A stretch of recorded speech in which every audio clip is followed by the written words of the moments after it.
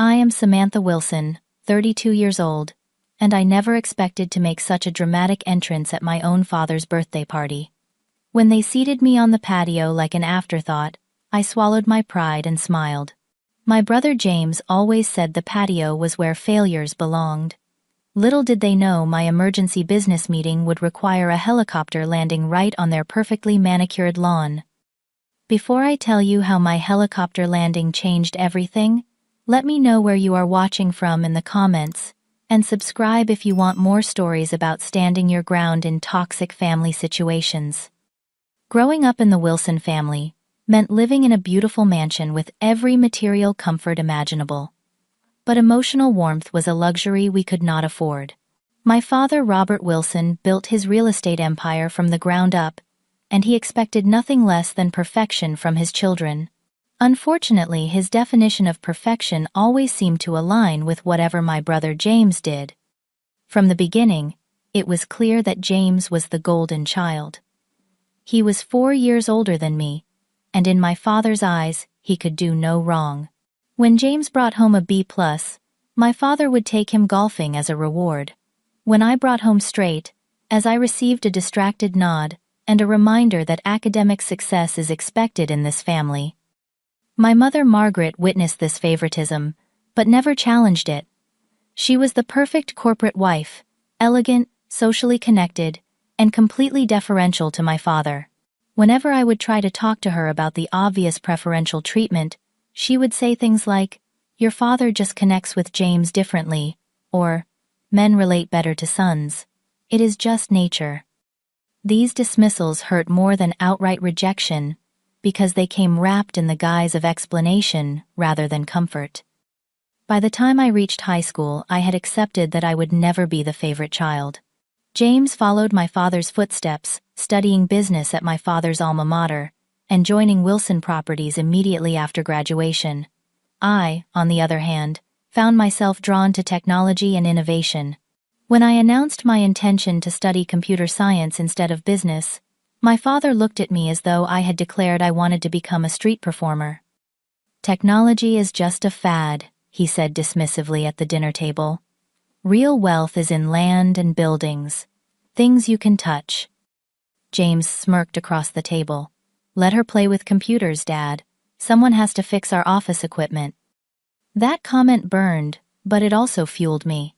While I was at MIT, I developed a property management software that integrated artificial intelligence to predict market trends and optimize rental pricing. Ironically, it was exactly what the real estate industry needed. But when I tried to explain it to my father, his eyes glazed over before I finished my pitch. "That is nice, Samantha," he said, checking his watch. "But if you ever want a real job, Wilson Properties always needs administrative assistance." James laughed outright at that one. "Perfect fit for her skills, Dad." Instead of joining the family business, I secured venture capital funding and launched my own tech company, Property AI. The early years were challenging. I worked 18-hour days, ate ramen noodles despite having access to a trust fund, and reinvested every penny of profit back into the company. During this time, my family's dismissal of my career choice evolved from amusement to concern. "When are you going to stop playing entrepreneur and settle down?" my mother would ask during our monthly phone calls. My father was more direct. "This startup nonsense is just postponing your real life, Samantha." James was the cruelest, often introducing me at family gatherings as my sister, who thinks she is the next Steve Jobs, but without the success. These interactions made my father's birthday celebrations particularly difficult. Every year, Robert Wilson hosted an extravagant party to mark another year of his success. These events were less about celebrating my father and more about showcasing the Wilson family achievements to their social circle. My father would give a speech highlighting the family's accomplishments for the year, which invariably focused on James's deals and contributions to Wilson Properties. One year, when Property AI had just secured its first major client, I mentioned it during dinner. My father nodded politely before immediately turning to James to discuss his recent acquisition of a downtown office building. The message was clear: my achievements existed outside the realm of what my family considered success. Despite these experiences, a part of me still craved their approval. Each year I would attend these birthday celebrations with renewed hope that this would be the year they recognized my accomplishments. And each year I left feeling smaller and less significant than when I arrived.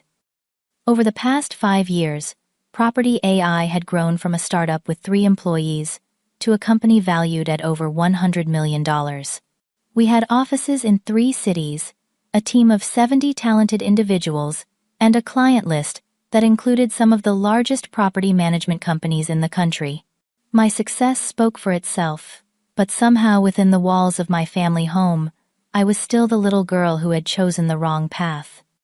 The invitation to my father's 65th birthday arrived on a Tuesday. The heavyweight cream envelope with embossed gold lettering sat on my desk like a beautiful harbinger of emotional turmoil. My assistant Rachel placed it prominently atop my morning reports, knowing that anything from my family took precedence, at least in terms of my attention, if not my affection. "Another Wilson extravaganza?" Rachel asked, lingering by my desk. After 5 years as my right hand, she knew the complicated relationship I had with my family. I sighed, running my finger along the sealed edge of the envelope. "Dad turned 65 this year. Milestone birthday. Are you going to attend?" Her question was gentle, but direct. I hesitated. Last year's party had been particularly difficult. Property AI had just been featured in Forbes as one of the top tech companies to watch, and not a single family member had mentioned it. Instead, I endured 3 hours of James boasting about a property deal that my software could have analyzed and optimized in minutes. "I am not sure," I admitted. "I have that investor meeting in Seattle around the same time." Rachel checked her tablet. "The meeting is 2 days after the party. You could do both." She was right, of course. The scheduling was not the issue. It was the emotional cost that gave me pause. Every interaction with my family left me feeling drained and inadequate, no matter how successful I was in the outside world. That afternoon, everything changed. Our development team finalized an algorithm that could predict property value changes based on infrastructure developments and demographic shifts with 97% accuracy. This breakthrough would revolutionize how investment firms approached real estate portfolios. Within hours of the announcement, our stock jumped 15%, and my phone began ringing with calls from investors who had previously been on the fence. In that moment of professional triumph, I made a decision. I would attend my father's birthday party, not as the seeking approval, but as the successful CEO I had become. I called my mother to RSVP. "Samantha, darling," she answered, her voice carrying the practiced warmth she reserved for social calls. "How lovely to hear from you." "I am calling about Dad's birthday party," I said. "I will be attending." "Oh, wonderful. Your father will be so pleased. He was just saying to James how he hoped the whole family would be there." I doubted my father had expressed any particular desire for my presence, but I let the comment slide. "Is there anything specific I should bring as a gift?" "Just yourself, dear," she replied automatically. "Though James is arranging for a vintage bottle of Macallan 1966, your father's birth year. Very thoughtful." The hint was about as subtle as a sledgehammer. My brother's gift would be perfect as always. I thanked her for the information and ended the call already planning a gift that would be both personal and impressive. The next 2 weeks flew by in a blur of preparation. I selected a understated but elegant black dress from a French designer, simple yet sophisticated jewelry, and commissioned a custom-made leather-bound album containing photographs of all the properties my father had developed throughout his career, with current valuations and impact analyses generated by Property AI. It was a perfect blend of sentiment and business acumen that I hoped would finally speak to him in a language he understood. As the day approached, my confidence began to waver. I called my best friend Natalie, the only person who truly understood the complexity of my family dynamics. "What if nothing has changed?" I asked her during our video call. "What if they still see me as the family disappointment?" Natalie, direct as always, raised an eyebrow. "Sam, You run $100 million company that is revolutionizing the very industry your father works in. If they cannot see your value, that is their blindness, not your failure. I know that logically, I admitted, but family has a way of bypassing logic and hitting you right in the childhood insecurities. Then remember this, she said firmly. You are not going for their approval anymore. You are going because you are confident enough in who you are to face them on your terms. Those words became my mantra as I prepared for the party. I was not seeking validation. I was confident enough to face them on my terms. The morning of the party arrived with perfect weather, as if even the elements knew better than to disappoint Robert Wilson on his birthday. I arranged for my driver to take me to my parents' estate in Greenwich, Connecticut. As we drove through the wrought iron gates and up the long, winding driveway, I felt the familiar tightening in my chest that always accompanied visits home. The estate looked immaculate as always. Gardeners had clearly been working overtime to ensure every flower was in bloom and every hedge perfectly trimmed. Luxury cars lined the circular driveway, a silent testament to the wealth and status of the guests inside. I took a deep breath, adjusted my dress, and stepped out of the car, gift in hand armor of accomplishment, wrapped invisibly around me. The double doors to my childhood home opened to reveal a scene of calculated opulence. Crystal chandeliers sparkled overhead, reflecting light onto the marble floors below. Waitstaff, in crisp uniforms, circulated with trays of champagne and hors d'oeuvre, navigating expertly through the crowd of well-dressed guests. A string quartet played in the corner, adding a soundtrack of refinement to the occasion. I spotted my mother immediately, her silver hair styled perfectly, her posture impeccable, as she greeted guests with practiced charm. She saw me and waved, excusing herself from a conversation to approach me. "Samantha, you made it," she said, air-kissing near both my cheeks, "and right on time." This was our family code for not fashionably late, a subtle dig at my tendency to prioritize work over social punctuality in the past. I let it slide. "Happy to be here," I replied, with a smile that felt only slightly forced. "Where should I put Dad's gift?" She gestured toward a table, already piled high with elegantly wrapped packages, over there with the others. James arranged for a special display for the more significant gifts from immediate family and close friends. I nodded and placed my carefully crafted album among the other presents, noting that my brother had positioned his Macallan front and center, complete with a large bow and a card that was conspicuously visible. "Where is Dad?" I asked, scanning the room. "In the study with the Morgans. You know how Richard always wants to discuss the market." My mother linked her arm through mine, steering me toward the main reception room. "Now let me show you to your seat before the dinner announcement." I followed her through the house, nodding and smiling at familiar faces along the way. Most were business associates of my father, with a sprinkling of relatives and longtime family friends. My mother led me not to the main dining room where tables were being set up, but toward the back of the house.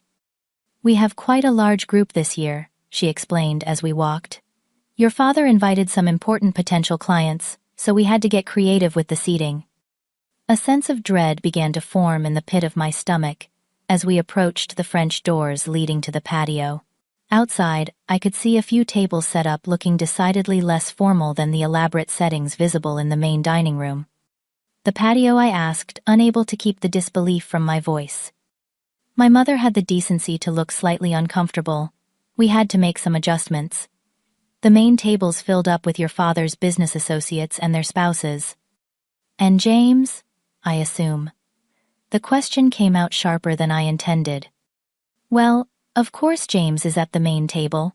He works directly with these people, Samantha." Her tone suggested this explanation should be entirely sufficient. Before I could respond, a familiar voice cut through the air. Little sister finally made it to the party. James approached, champagne in hand, looking every bit the successful heir in his tailored suit. At 36, he had our father's commanding presence, without the softening effects of age. James the First acknowledged with a nod. "Congratulations on the West Side development. I heard it closed last month."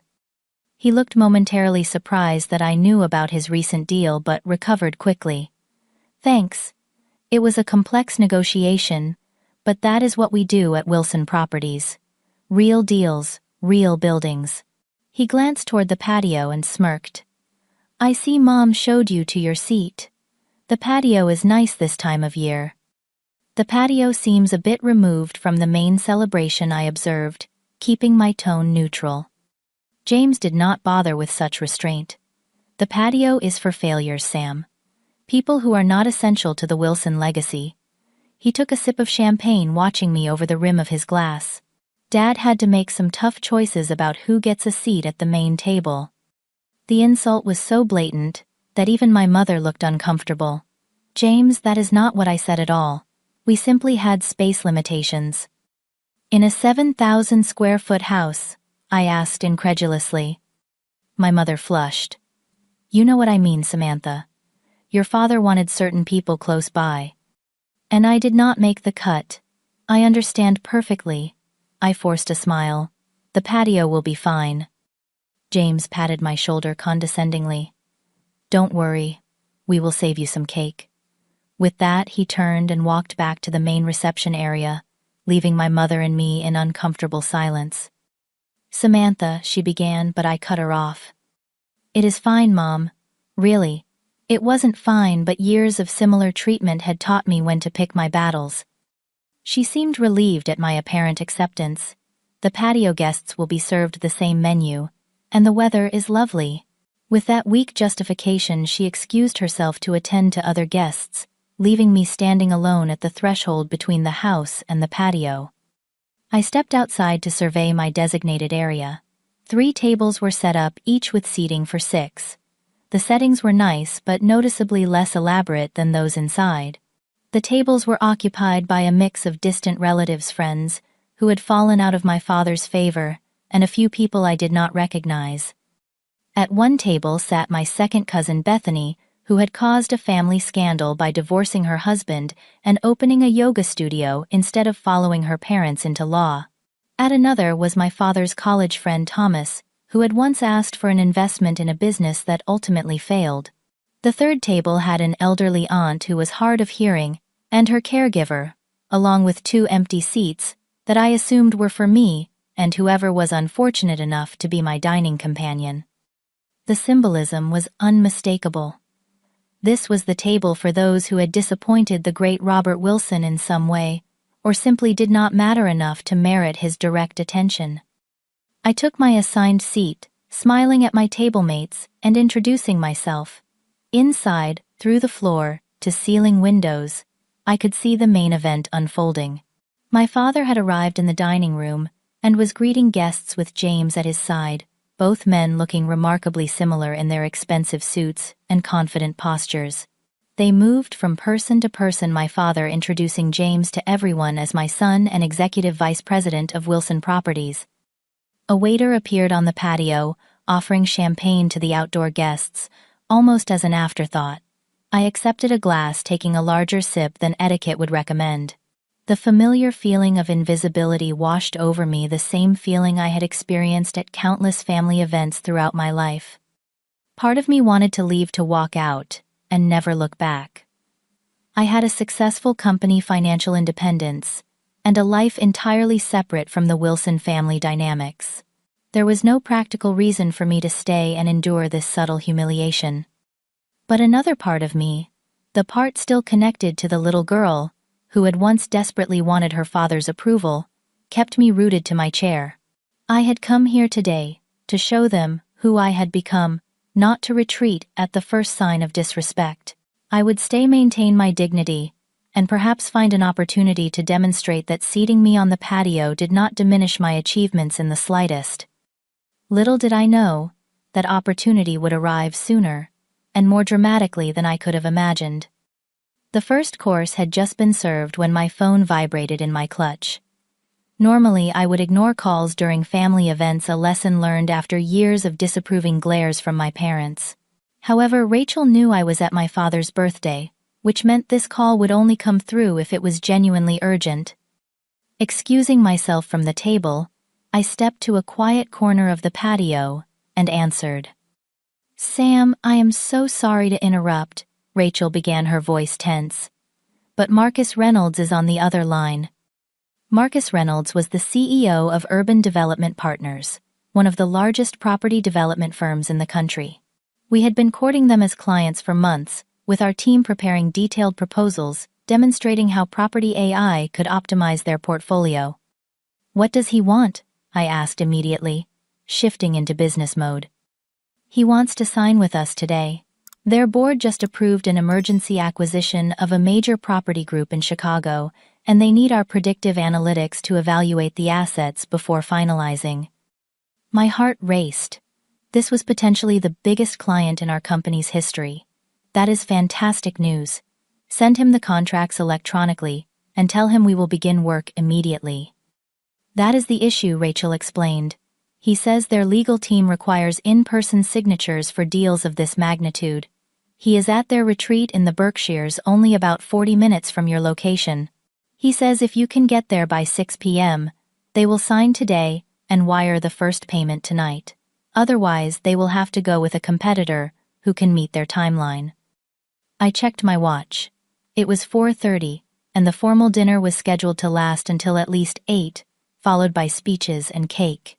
There was no way I could excuse myself, drive to the Berkshires, and return without missing most of my father's celebration. "Have you checked for available transportation options?" I asked, already calculating the consequences of leaving the party early. "That is why I called, rather than texted," Rachel replied. "There is no car service that can guarantee arrival by 6 given the weekend traffic." But she hesitated slightly. "The company helicopter is available. The pilot says he could land at your parents' property and have you at the Reynolds retreat in 20 minutes. A helicopter landing in the middle of my father's meticulously orchestrated birthday party. The thought was simultaneously horrifying and oddly satisfying. "The estate has enough space," I said, thinking of the expansive lawn behind the house, "but landing a helicopter here would cause quite a disruption." "It is a $30 million contract," Sam Rachel reminded me, "with potential for expansion to their entire portfolio." She was right. In business terms, the decision was clear. This opportunity was too important to miss, regardless of the social implications. "Arrange it," I decided. "Have the pilot aim for 5:15. That gives me 15 minutes to explain to my family and 45 minutes for travel and contract review before the deadline." "Already on it," Rachel confirmed. "The pilot will call for exact landing coordinates in 20 minutes. After ending the call, I returned to my patio table, mind racing. The other guests were discussing local real estate trends, a conversation I could easily have dominated, but instead contributed to minimally as I contemplated how to announce the imminent arrival of a helicopter on the lawn. Inside, through the windows, I could see my father holding court at the main table, James at his right hand, both men gesturing animatedly as they spoke. My mother sat beside them, smiling and nodding at appropriate intervals. They looked like a picture-perfect family, complete without me. The event coordinator, a professionally cheerful woman named Patricia, was circulating through the dining room, ensuring everything ran smoothly. I caught her eye through the window and motioned her over. When she stepped onto the patio, I pulled her aside. "Patricia, I need to inform you of a situation. I have an emergency business meeting, and my company helicopter will be landing on the back lawn in approximately 40 minutes. Her professional composure faltered for just a moment. "A helicopter? During Mr. Wilson's birthday dinner?" "Unfortunately, yes. It is unavoidable. A $30 million contract requires my immediate attention." She blinked rapidly, mental calculations visible behind her eyes. "I will need to inform security and make sure the landing area is clear. Mr. Wilson should also be notified immediately." "I will tell my father," I assured her. "Could you please handle the logistics? The pilot will call soon for exact landing coordinates." Patricia nodded, her training reasserting itself. "Of course, Miss Wilson. I will make the necessary arrangements discreetly." As she hurried away, I steeled myself for the conversation ahead. Walking into the main dining room felt like crossing an invisible boundary, the temperature seemingly dropping as heads turned to notice my intrusion from the patio. I approached the main table, conscious of every eye tracking my movement. My father paused mid-sentence. As I reached him, his expression, a mixture of surprise and mild annoyance at the interruption. "Samantha, is something wrong with the patio seating?" he asked, voice carrying just enough to draw attention from nearby tables. "Everything is fine, Dad," I said, keeping my voice low. "But I needed to let you know I have an emergency business situation. My company helicopter will be landing in the back garden in about 30 minutes to take me to a client meeting." The silence that followed was profound. James recovered first, laughing, as though I had delivered a punchline. "Your helicopter," he repeated incredulously. "Coming here." My father's expression remained impassive. "Surely whatever this is can wait until tomorrow, Samantha. We are in the middle of a celebration." "It cannot wait," I replied firmly. "It is a $30 million contract with Urban Development Partners that requires my in-person signature by 6 p.m. My mother looked distressed. "But darling, you will miss the cake and your father's speech." "I understand that, and I am sorry. But this is a crucial moment for my company." I turned to my father. "I thought you would appreciate that I am prioritizing business even on a family occasion." It was a calculated statement appealing to the value he had always placed on business commitments. His expression flickered with something unreadable before settling back into neutrality. "If you must go, you must go," he said finally. "Though I cannot imagine what kind of business cannot wait for a few hours." James snorted. "Probably some minor software update she's calling a contract." He made air quotes with his fingers. "I doubt it's actually important." I refused to take the bait. "Patricia is handling the logistics with your security team. The helicopter will land on the far side of the lawn to minimize disruption." Without waiting for further comments, I turned and walked back to the patio, feeling a mixture of anxiety and a strange sense of liberation. For the first time, I was prioritizing my business over family expectations without apology. Back at my table, I checked my phone to find messages from both the pilot confirming approach time and from Rachel sending the final contract details. As I reviewed the documents, I could not help but reflect on the irony of the situation. For years my family had dismissed my business as insignificant, and now that very business was dramatically interrupting my father's carefully orchestrated party. Through the windows I could see Patricia speaking with my father, likely explaining the helicopter arrangements. Security personnel were now visible, moving toward the back lawn to prepare for the landing. A few guests had noticed the unusual activity, heads turning in curiosity. James was watching me from the main table, his expression a mixture of disbelief and disdain. When our eyes met, he raised his champagne glass in a mock toast, before turning back to continue a conversation with the important guest beside him. The minutes ticked by, with excruciating slowness. I found myself remembering all the times my achievements had been minimized or ignored by my family. The science fair project that won state recognition, but wasn't practical enough for my father's praise. The full scholarship to MIT that was acknowledged with a distracted, "That's nice," while James's acceptance to our father's alma mater warranted a celebratory dinner. The launch of Property AI, which my father had dismissed as playing with computers even as we secured our first million in funding. Now that same computer play was about to make a very tangible, very visible entrance into their world. Part of me felt guilty for disrupting my father's birthday. Another part, the part that had swallowed disappointment for decades, felt a grim satisfaction. My phone buzzed again. A text from the pilot, 5 minutes to arrival. Please confirm landing area is clear. I replied affirmatively, having seen security finish, cordoning off the designated area.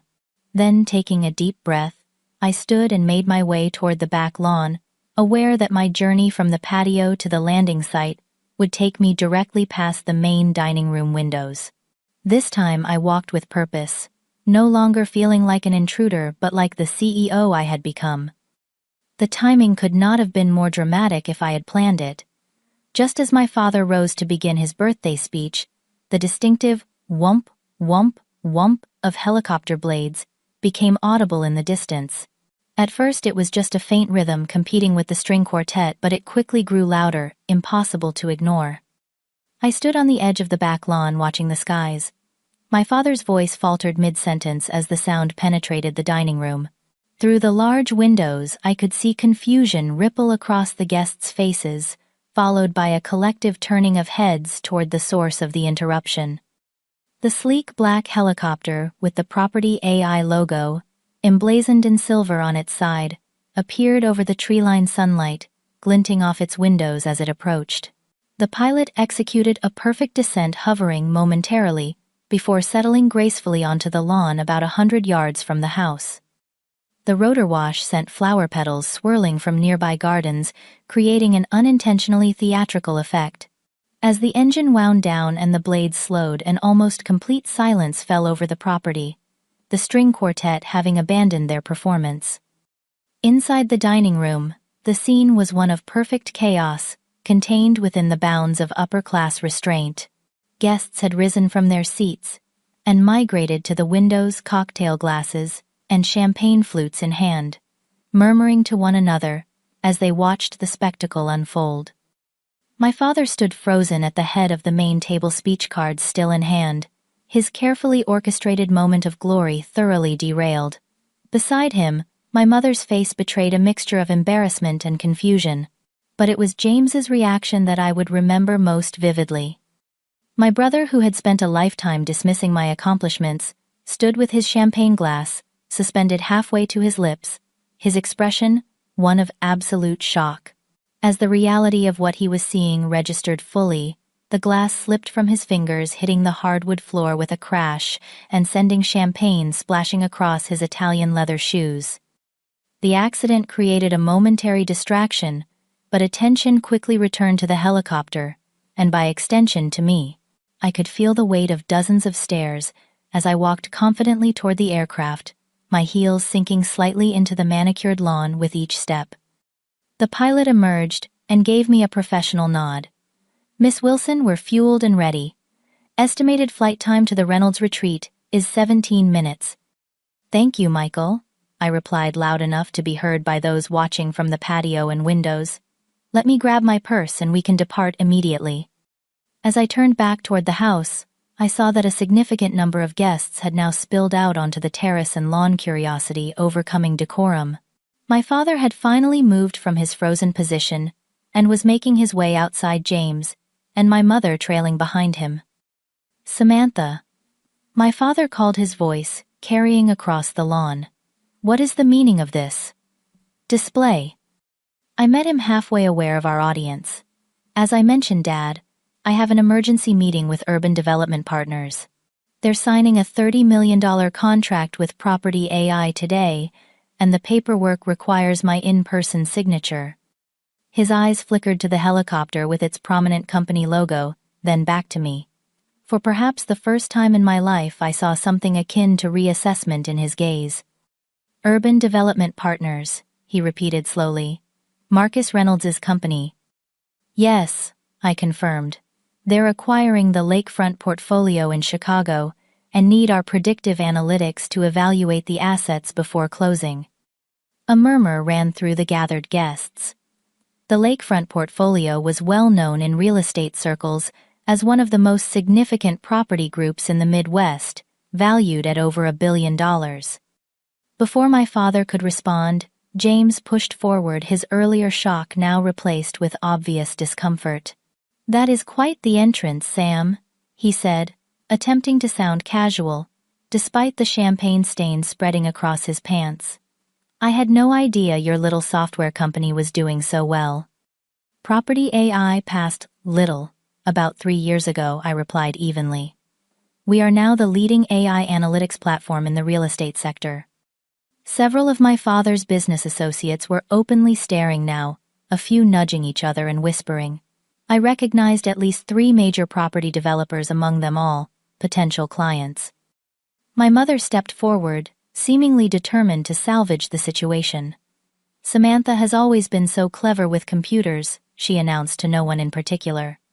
We always encouraged her natural talents, didn't we, Robert? The revisionist history was so blatant that I almost laughed. Instead, I smiled politely. I should get my purse from the patio. The Reynolds team is waiting. As I moved toward the house, guests parted like the Red Sea expressions, ranging from curiosity to newfound respect. I heard snippets of conversation following in my wake. Wilson's daughter, Property AI, the one that was just featured in Forbes. Heard they're revolutionizing market analysis. Valuation estimated at over $100 million. The patio guests who had previously been segregated from the main event now found themselves at the center of attention as I retrieved my belongings from our designated failure table.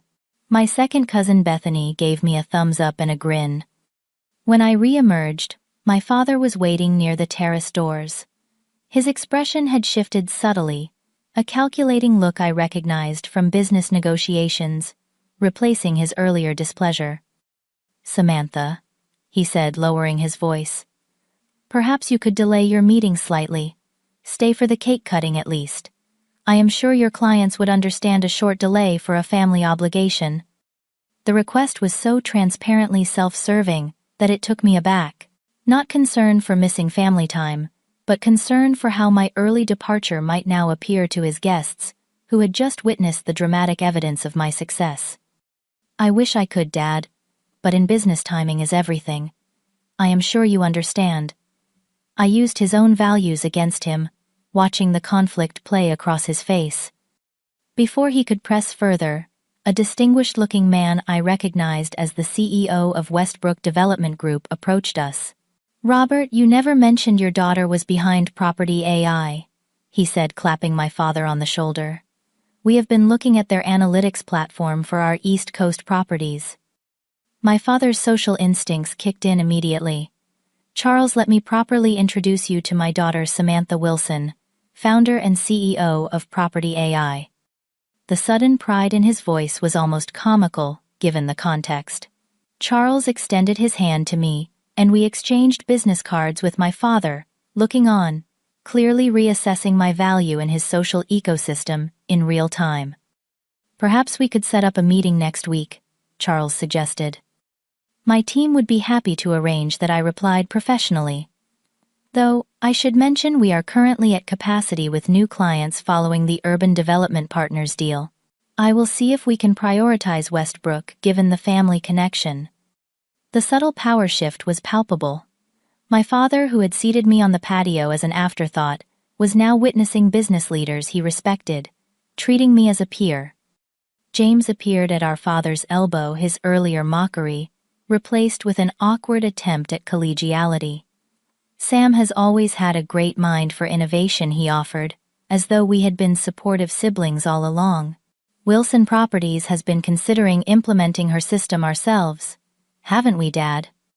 The blatant lie hung in the air between us. I smiled politely but did not validate his claim.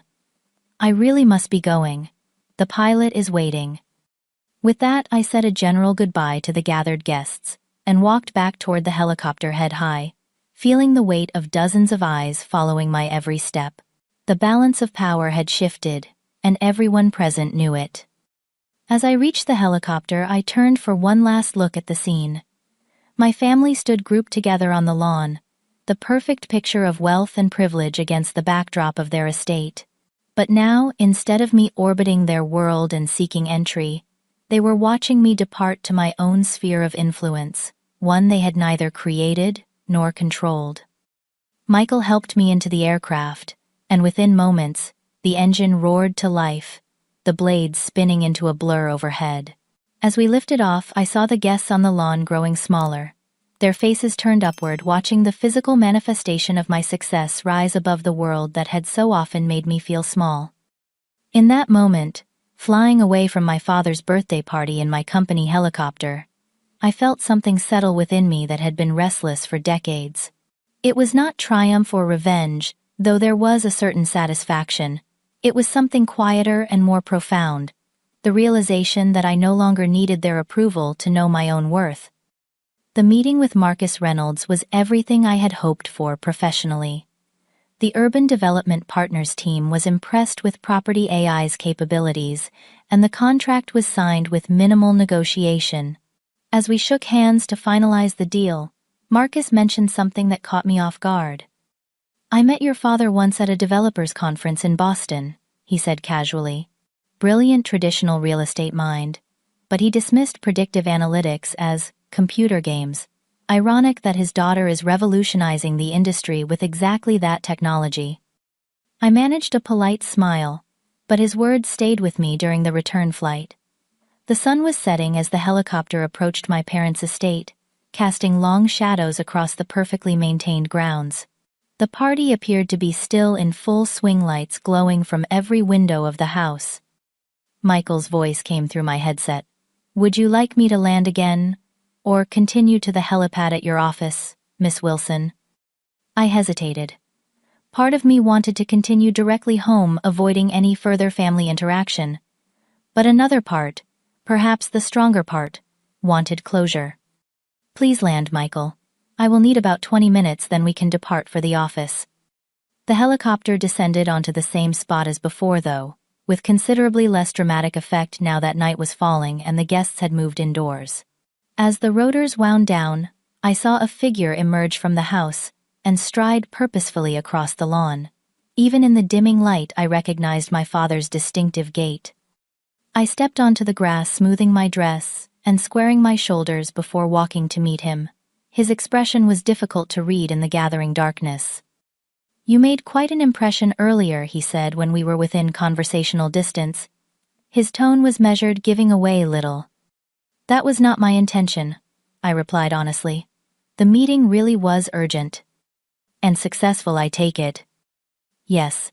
Urban Development Partners is now our largest client to date." He nodded slowly.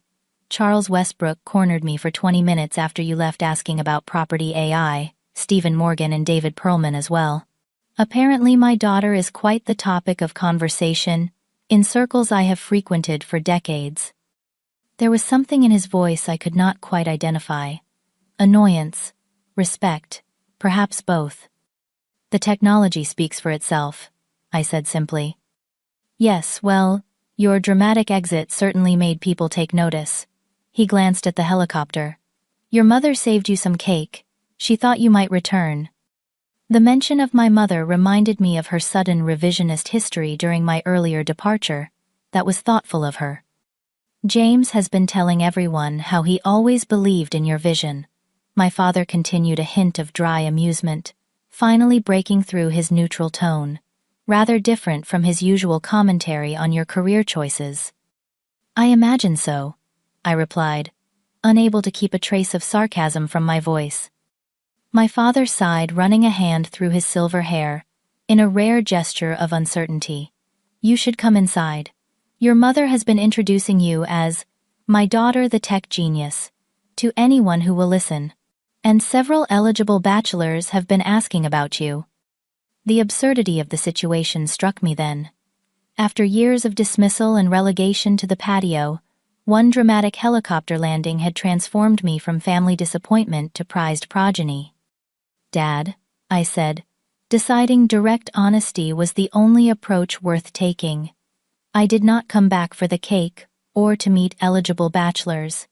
I came back to say something I should have said years ago." He raised an eyebrow, but remained silent, waiting. "For my entire life I have tried to earn your approval, to be seen as valuable in your eyes. I worked hard. I built something significant.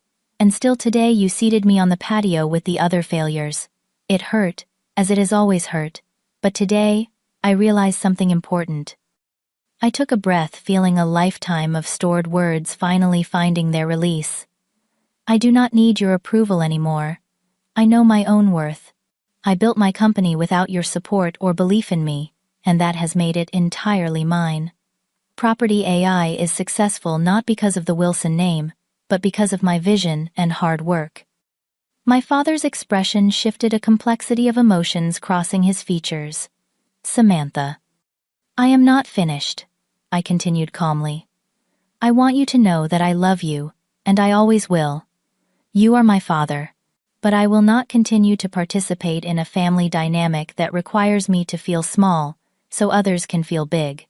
From now on, I will attend family functions when I choose to, and I will expect to be treated with the same respect you would show to any successful CEO, whether I am your daughter or not.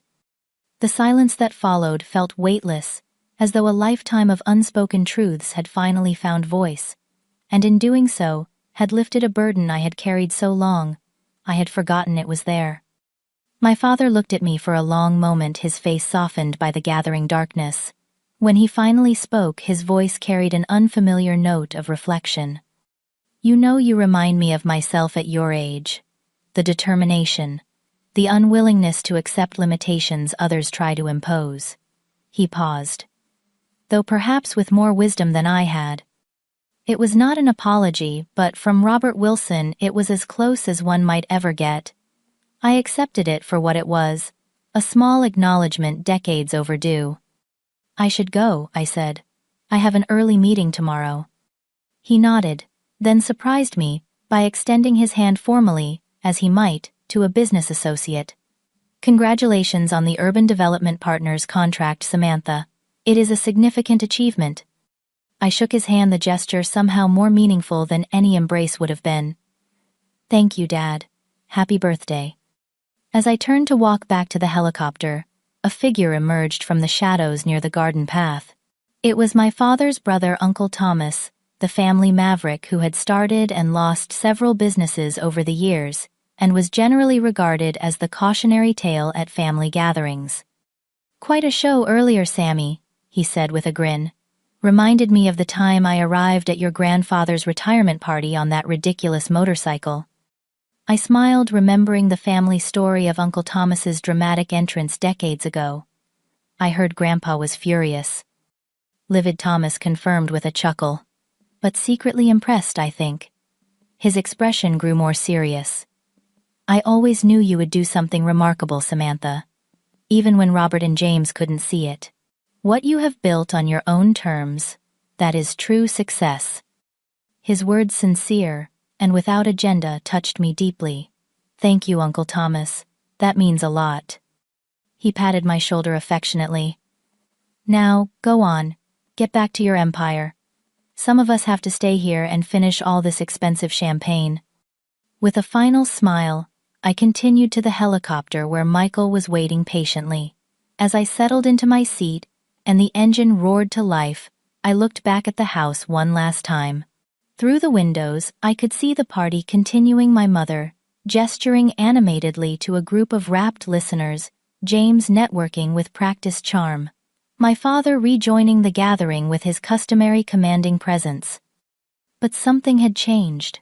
As the helicopter lifted off and the estate grew smaller beneath us, I realized that I was no longer looking back with longing at a world I could never fully join. Instead, I was seeing it from a new perspective, one that allowed me to acknowledge its place in my story without letting it define my future. The estate disappeared from view as we banked toward the city, its lights twinkling in the distance like stars. For the first time in my life, I was leaving a family gathering, feeling not diminished but expanded, not seeking validation, but carrying my own certainty. It was I realized what freedom felt like. The Urban Development Partners contract changed everything for Property AI. Within 3 months, our valuation had doubled, and we had opened a new office in Chicago to better serve our expanding Midwest client base. The work was intense, but deeply satisfying, each successful implementation of our technology, validating the vision I had held onto through years of doubt and dismissal. The helicopter incident, as it came to be known among my executive team, had taken on almost mythological status. Rachel had framed the signed contract alongside a company newsletter headline that read, "Property AI lands biggest deal," yet literally. The photo beneath it showed Marcus Reynolds and me shaking hands, both of us smiling at the camera, the success of that evening captured for posterity. What the photo did not show, what no business document could capture, was the profound personal shift that had occurred within me during that flight from my father's birthday party. I had arrived that day, still carrying the weight of childhood insecurities, still measuring my worth against my family's assessment. I had left with something invaluable, the unshakable knowledge that I no longer needed external validation to recognize my own value. This realization changed how I approached not just my family relationships, but every aspect of my life. I became more confident in business negotiations, more authentic in personal interactions, and more selective about where and with whom I spent my time. I began building what I came to think of as my chosen family, a circle of friends, colleagues, and mentors who appreciated me for exactly who I was. Natalie remained my closest confidant, the one person who had seen me through every phase of my journey. "You know what the difference is now," she observed over dinner about a month after the helicopter incident. "You carry yourself like someone who knows her worth is non-negotiable." She was right. Something fundamental had shifted, not in my circumstances but in my perception of them. This shift manifested most clearly in my evolving relationship with my biological family. For 2 months after the birthday party, I had minimal contact with my parents and James. There were a few text messages from my mother, mostly sharing links to articles about property AI that had begun appearing in major business publications. My father sent a formal email congratulating me on being named one of Forbes 40 Under, 40-inch the technology sector. James remained conspicuously silent. Then, on a crisp October morning, my assistant informed me that Robert Wilson was in the lobby, asking if I had time for a meeting. I found my father standing by the floor-to-ceiling windows of our reception area, looking out over the Manhattan skyline. He turned, as I approached, his expression more uncertain than I had ever seen it. "Impressive view," he said by way of greeting, though I would have expected nothing less. "Thank you," I replied simply. "Would you like to see the rest of the office?" He nodded, and I gave him the tour, watching with quiet satisfaction as he took in the sleek design of our workspace, the energy of our team members, and the wall displaying the logos of our growing client list. He asked thoughtful questions about our technology and business model, listening to my answers with genuine attention. When we reached my office, he paused before a framed photograph on my wall, the original Property AI team, just 5 of us standing in our first tiny office space, grinning with the optimism of true believers. "This was the beginning?" he asked. "Yes," I confirmed. 5 years ago." He studied the image for a moment longer. "You built something remarkable, Samantha. Something I did not understand or appreciate." He turned to face me directly. "I was wrong about that. About many things." Coming from Robert Wilson, this admission was unprecedented. I felt a tightness in my chest that had nothing to do with triumph, and everything to do with a lifetime of waiting for these words. "Thank you for saying that." I managed, my voice steadier than I felt. "I am not good at this," he continued, gesturing vaguely. "Acknowledging mistakes. Your mother says I am constitutionally incapable of admitting when I am wrong." A small, rueful smile crossed his face. "She is probably right about that too." We sat down in the seating area of my office, the tension between us easing slightly. "I always thought I knew what success looked like," my father said after a moment. "Buildings you could see and touch. Deals with tangible assets. I did not understand what you were creating because it did not fit my definition. That was my limitation, not yours." His words were healing in a way I had not expected, filling cracks in my foundation that I had learned to work around but had never truly repaired. "I would like us to try again," he said finally, "to build a relationship based on who we actually are, not who I thought you should be." It was a beginning, imperfect but sincere. Over the following months, we established a new pattern of interaction. Monthly lunches where we discussed business as equals. Occasional family dinners where my achievements were acknowledged alongside James's, small steps toward a healthier dynamic. James took longer to adjust to the new reality. His initial response was to increase his competitive behavior, announcing a major Wilson Properties expansion at the exact time Property AI received significant press coverage for a new algorithm.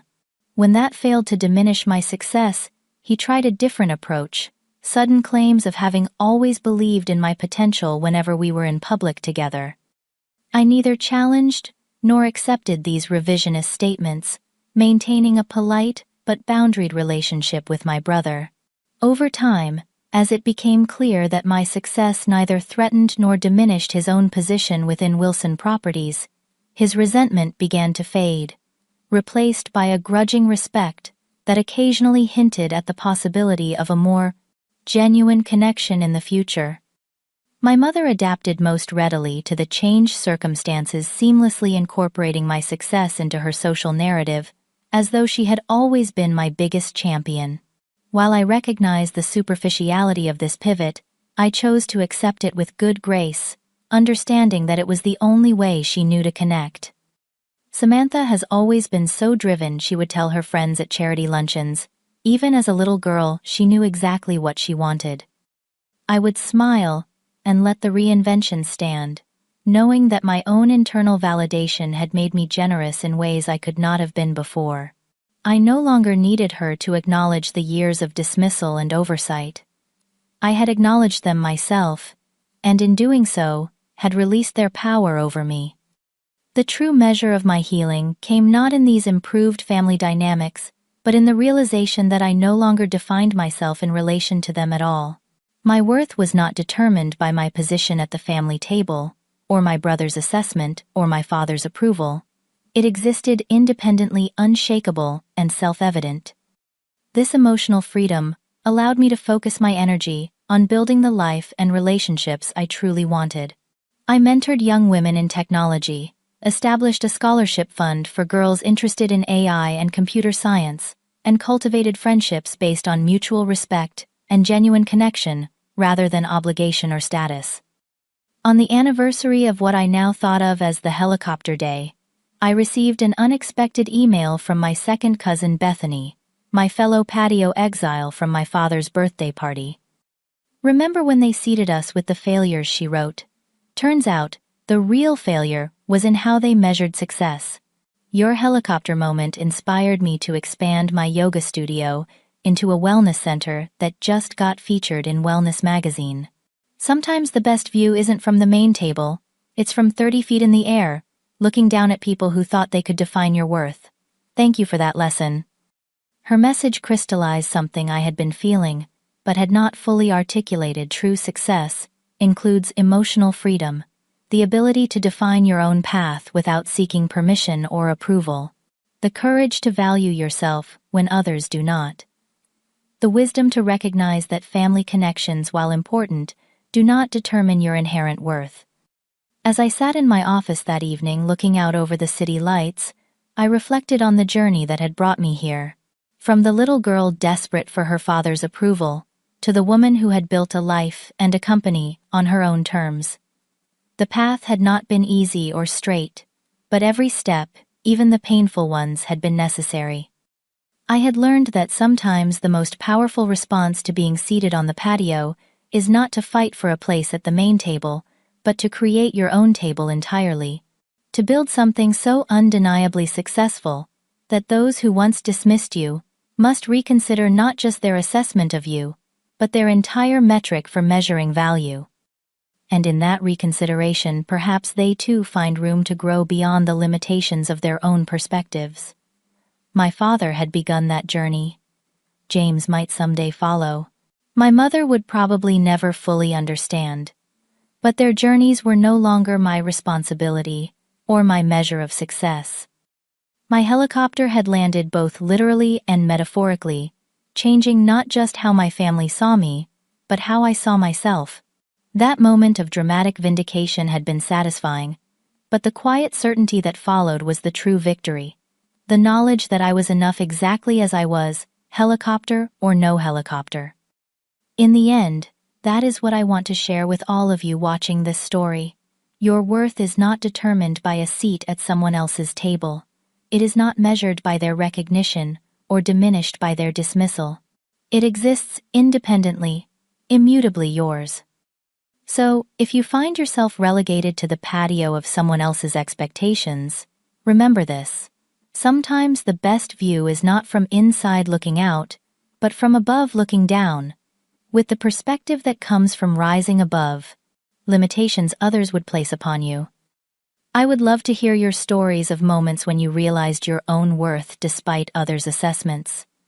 Have you ever had your own helicopter moment when everything changed? Comment below and let me know.